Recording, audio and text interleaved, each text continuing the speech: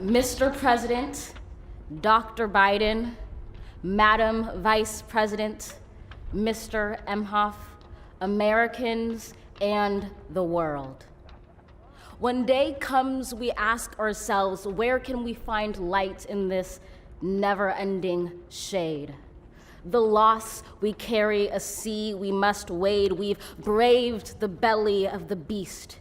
We've learned that quiet isn't always peace, and the norms and notions of what just isn't always just is.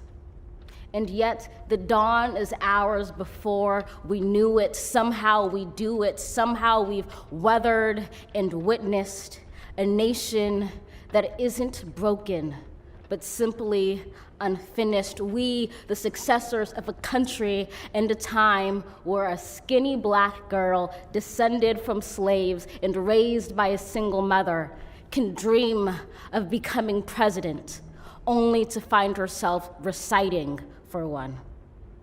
And yes, we are far from polished, far from pristine, but that doesn't mean we are striving to form a union that is perfect. We are striving to forge our union with purpose, to compose a country committed to all cultures, colors, characters, and conditions of man. And so we lift our gazes not to what stands between us, but what stands before us. We close the divide because we know to put our future first, we must first put our differences aside. We lay down our arms so we can reach out our arms to one another. We seek harm to none and harmony for all. Let the globe, if nothing else, say this is true. That even as we grieved, we grew, that even as we hurt, we hoped, that even as we tired, we tried, that we'll forever be tied together, victorious, not because we will never again know defeat, but because we will never again sow division. Scripture tells us to envision that everyone shall sit under their own vine and fig tree, and no one shall make them afraid.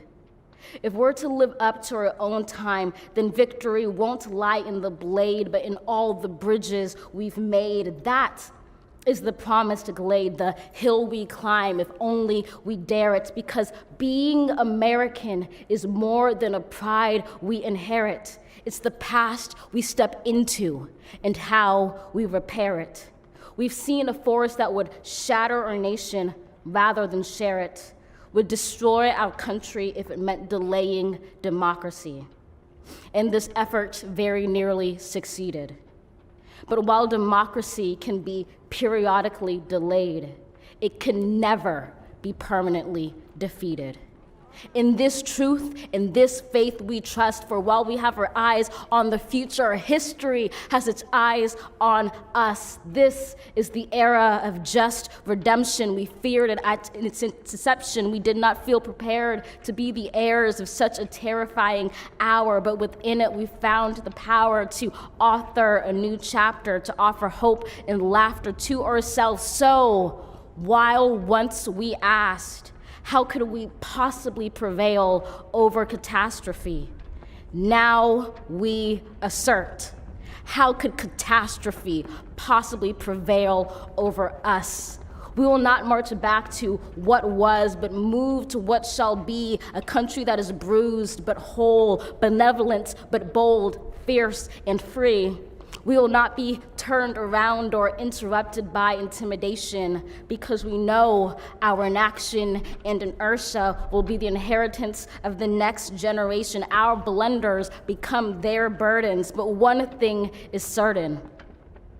If we merge mercy with might and might with right, then love becomes our legacy and change our children's birthright.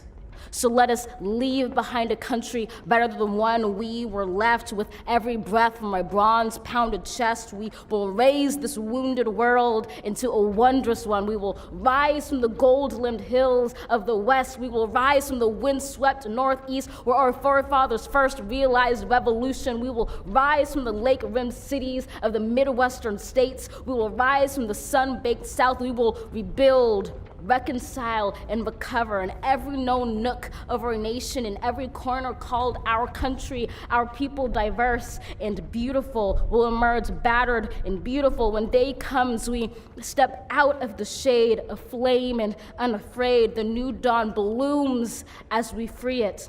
For there is always light, if only we're brave enough to see it, if only we're brave enough to be it.